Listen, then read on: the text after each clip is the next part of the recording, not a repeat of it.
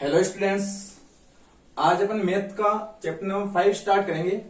Arithmetic progression. Arithmetic progression को अपन short में बोल सकते हैं एपी। ठीक है स्टूडेंट्स, यहाँ पे आपको कुछ नंबर सीरीज दिख रही होंगी।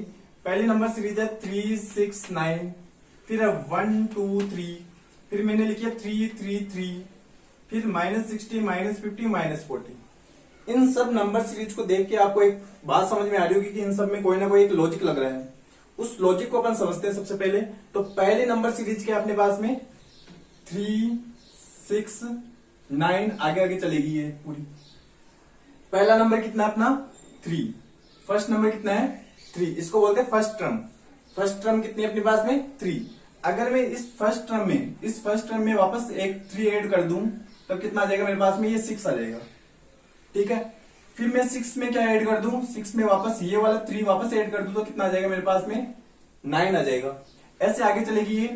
अगर मैं वापस इस 9 में वापस कितना ऐड कर दूं, इस 3 को वापस ऐड कर दूंगा तो कितना आ जाएगा मेरे पास में, अगली टर्म 12 आ जाएगी। इस तरीके से ये सीरीज आगे चलेगी।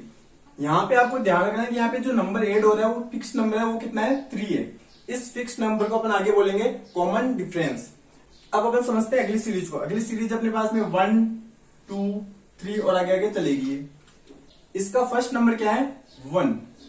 अब अगर इस 1 में मैं क्या ऐड कर दूं, इस 1 में मैं अगर ऐड कर दूं कितना 1 वापस, तो कितना आ जाएगा मेरे पास में 2 आ जाएगा। फिर मैं 2 में ऐड कर दूं कितना 1, तब कितना आ जाएगा मेरे पास में 3 आ जाएगा। ऐसे आगे चलेगी।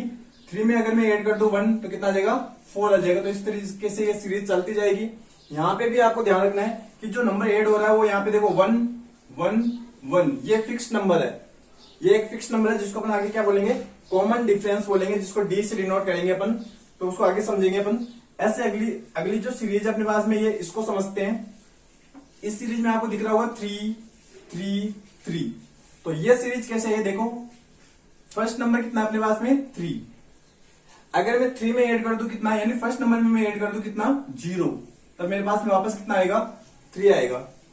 अगर मैं इस 3 में वापस ऐड कर दूं कितना 0, तो भी मेरे पास में कितना आएगा 3 आएगा। इस तरीके से आगे सीरीज चलती जाएगी। यहाँ पे भी जो नंबर अपन ऐड कर रहे हैं वो एक फिक्स नंबर है कितना 0, 0 आगे तक ऐड होता जाएगा 0, 0। ये जो फिक्स नंबर अपन ऐड कर रहे हैं इसको बोलते हैं कॉमन डिफरेंस। इसके बाद में एक सीरीज और लिख रखी है, उसको भी समझते हैं। अगली सीरीज में क्या देखो, -60, -50, -40 यह सीरीज ऐसे चलेगी। ठीक है, पहला नंबर कितना है -60। अगर इस पहले नंबर में यानी -60 में मैं ऐड कर दूं कितना +10 करूंगा तो कितना आएगा मेरे पास में -50 आ जाएगा।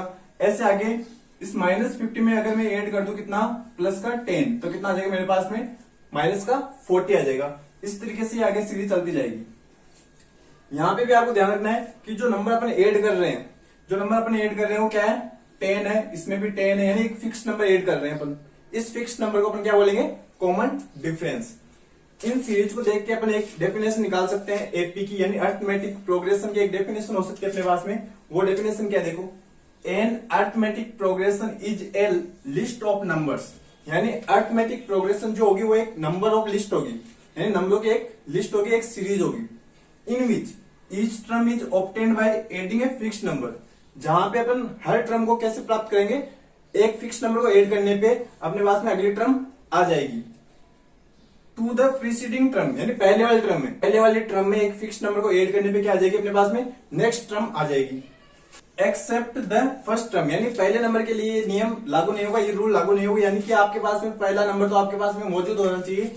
अगर आपके पास में एक नंबर यानी पहला नंबर हो, पहला नंबर तो आपके पास में होना ही चाहिए। इसके साथ में आपके पास में कॉमन डिफरेंस होना चाहिए, जो एक फिक्स नंबर है वो होना चाहिए, जिससे अपन क्या प्राप्त कर सकते हैं, अर्थमेटिक प्रोग्रेशन यानी एपी को प्राप्त कर सकते हैं। इस फिक्स नंबर को मैंने यहाँ पे लिखा है कॉमन डिफरेंस। फिक्स नंबर है, इसको क्या बोलेंगे अपन, कॉमन डिफरेंस, जिसको अपन डिनोटेड बाय डी, जिसको अपन डी से लिखेंगे। स्टूडेंट्स, अब अपन समझेंगे कॉमन डिफरेंस को कि कॉमन डिफरेंस क्या होता है। वैसे तो पहले मैंने आपको समझा ही दिया है अच्छी तरीके से, इसको अपन एक डेफिनेशन के फॉर्म में समझेंगे। अब तो कॉमन डिफरेंस क्या होता है, द कांस्टेंट, एक कांस्टेंट वैल्यू होनी चाहिए, the constant difference between any two conjugative terms of an AP, यानी किसी भी एपी की दो लगातार जो टर्म्स होगी, उनके बीच का जो डिफरेंस होगा उसको क्या बोलेंगे अपन, कॉमन डिफरेंस बोलेंगे। Is called the common difference, it is denoted by D. इसको अपन किससे लिखेंगे, डी से लिखेंगे। It can be positive, negative और जीरो। जो अपना कॉमन डिफरेंस है वो पॉजिटिव भी हो सकता है, नेगेटिव भी हो सकता है और जीरो भी हो सकता है। फॉर एग्जाम्पल, अपन एग्जाम्पल समझते हैं। जैसे पहले अपने पास में सीरीज है 4, 8, 12, तो यहाँ पे कॉमन डिफरेंस कितना हो गया, जैसे मैं 4 में ऐड करूंगा, 4 में ऐड कर दूं प्लस का 4 तो कितना आ जाएगा मेरे पास में, 8 आ जाएगा। ठीक है, तो अगर मैं 4 में क्या ऐड कर दूं, 4 में अगर मैं 4 ऐड कर दूंगा कितना आ जाएगा मेरे पास में, 8।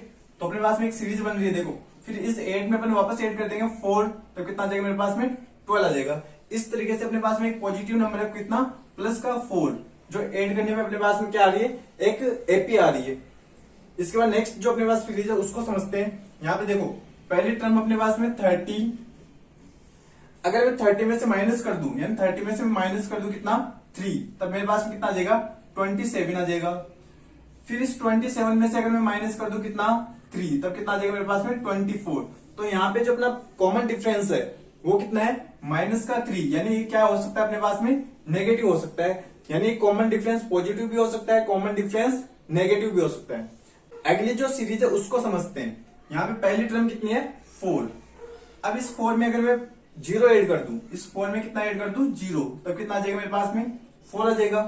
फिर इस 4 में वापस ऐड कर दूं कितना, 0, तो फिर वापस कितना आ जाएगा मेरे पास में, 4। इसका मतलब क्या हुआ, जो अपने पास में कॉमन डिफरेंस है वो क्या हो सकता है, पॉजिटिव हो सकता है, नेगेटिव हो सकता है और 0 हो सकता है।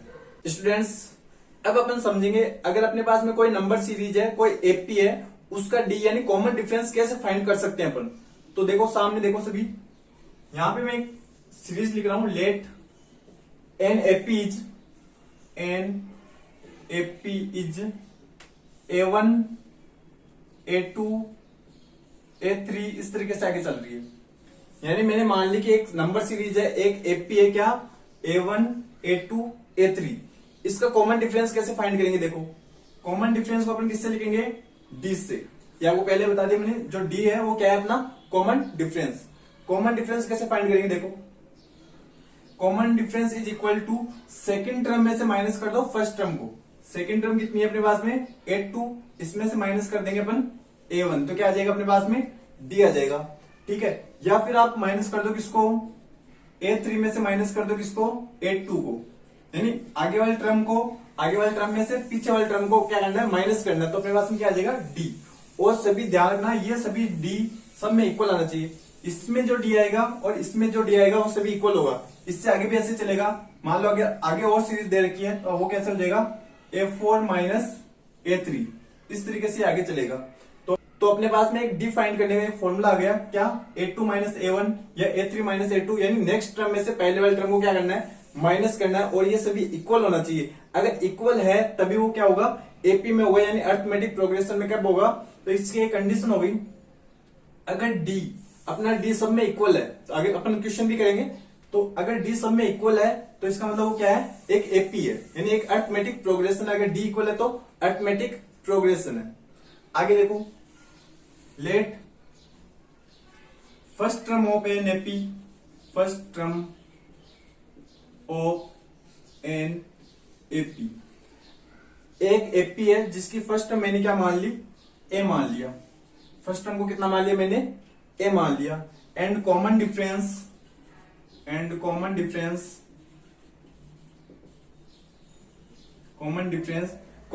को अपन क्या मान लेंगे, डी मान लेंगे। ठीक है, एक एपी है जिसकी फर्स्ट टर्म तो क्या होगी, ए होगी, और उनका कॉमन डिफरेंस क्या होगा, डी होगा। तो अपने पास में जो एपी आई वो क्या बनेगी, तो एपी हो जाएगी अपने पास में, एपी क्या बनेगी, देखो फर्स्ट टर्म तो क्या होगी, ए, सेकंड टर्म कैसे आएगी, इस फर्स्ट टर्म में, यानी ए में अगर मैं ऐड कर दूंगा कितना, डी ऐड कर दूंगा।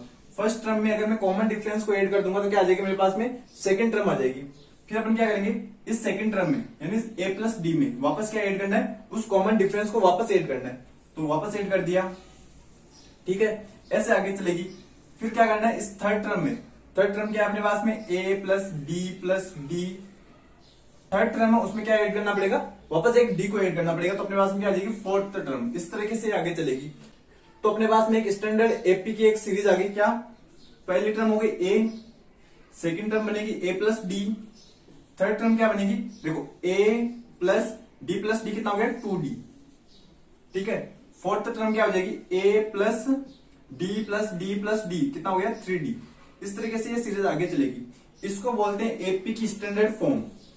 एपी की स्टैंडर्ड फॉर्म क्या होगी अपने पास में, फर्स्ट टर्म होगी उसमें ए, सेकेंड टर्म ए प्लस डी, फिर थर्ड टर्म ए प्लस 2d और फोर्थ टर्म कितनी हो जाएगी ए प्लस 3d। इस तरीके से आपको ये ध्यान में रखना है, ये सबसे इंपॉर्टेंट चीज है यहाँ पे स्टूडेंट्स।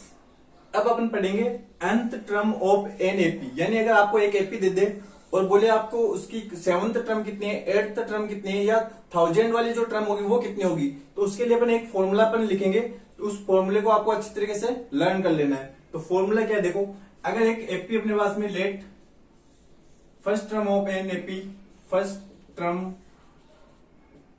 ऑफ एन एपी, अगर एक एपी है जिसका फर्स्ट टर्म अपन ने मान लिया कितना ए है, फर्स्ट टर्म को क्या मान लिया मैंने ए है, और उसका कॉमन डिफरेंस कितना है, कॉमन डिफरेंस को मैं मान लूंगा common difference is equal to D. एक एपी है जिसका फर्स्ट टर्म क्या है ए है, उसका कॉमन डिफरेंस कितना है डी है। तो अपन को इसकी एक nth टर्म यानी इसका एक मान लो अगर आपको पूछे कि इसकी 7th टर्म कितनी होगी, इसकी 8th टर्म कितनी होगी, या इसको 1000 वाली जो टर्म है वो कितनी होगी, तो इसके लिए अपन एक फॉर्मूला लिखेंगे। जिस फॉर्मूले को अपन कैसे लिखेंगे देखो, an is equal to A plus N minus 1 into D. ये आपके क्या होगा nth टर्म का एक फॉर्मूला होगा जो इंपॉर्टेंट है, बहुत ही ज्यादा इंपॉर्टेंट है। इसको तो आपको अच्छे तरीके से लर्न कर लेना है। an equal to A plus N minus 1 into D. यहाँ पे ए क्या है फर्स्ट टर्म, एन क्या है, एन यहाँ पे क्या चीज है देखो, मान लो एक सीरीज है जिसमें आपको बोल दिया इसकी 5वीं टर्म कौन सी होगी, या 5th टर्म कितनी होगी, या 6th टर्म कितनी होगी। तो वहां पे क्या होगा, अगर मान लो आपको 5th टर्म पूछे तो एन कितना हो गया 5। मान लो जैसे एक एग्जाम्पल लेते हैं, मैंने एक सीरीज लिखी 5, 10, 15 और मैंने ऐसे एक सीरीज लिख दी। अब आपको बोले इस सीरीज का 10th जो टर्म होगी वो कितनी होगी, यानी इस सीरीज की 10th टर्म जो होगी वो कितनी होगी। तो अपन कैसे निकालेंगे, इस फॉर्मूले से निकालेंगे।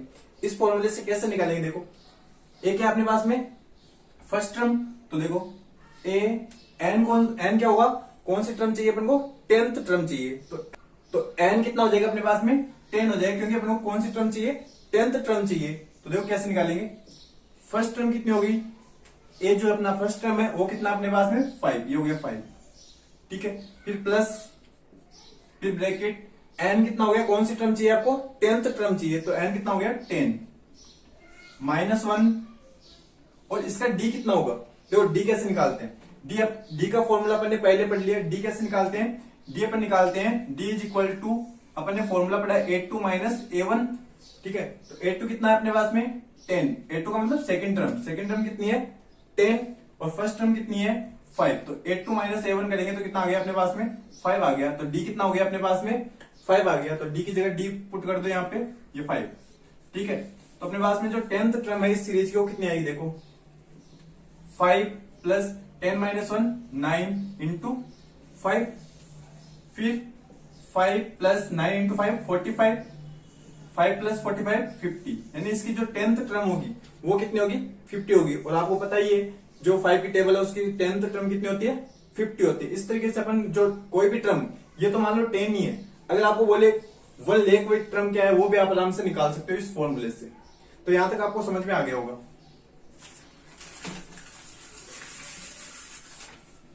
स्टूडेंट्स कभी कभी क्या होता है, एक सीरीज दे देते हैं अपन को और उसकी लास्ट वाली टर्म दे देते हैं।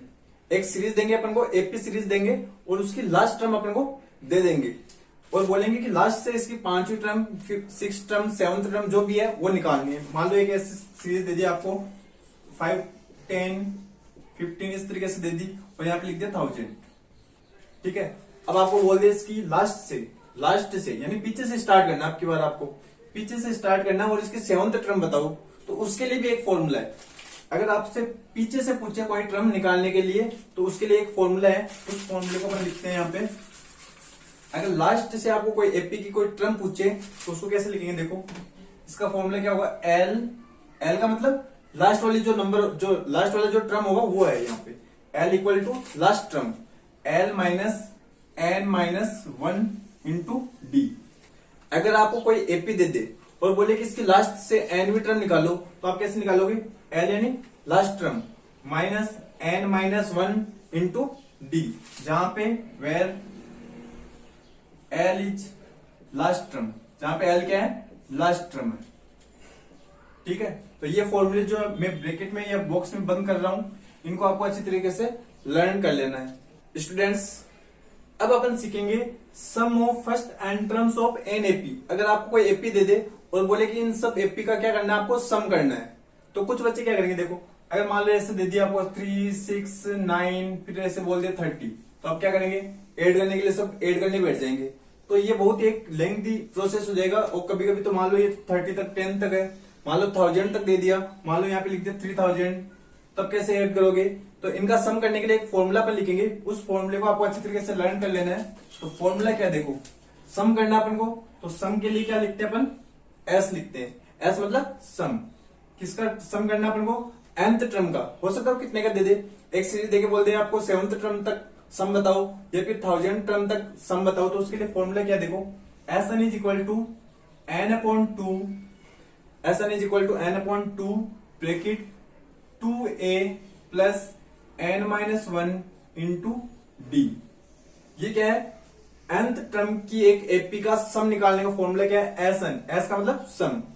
Sn is equal to n upon 2 bracket 2a plus n minus 1 into D.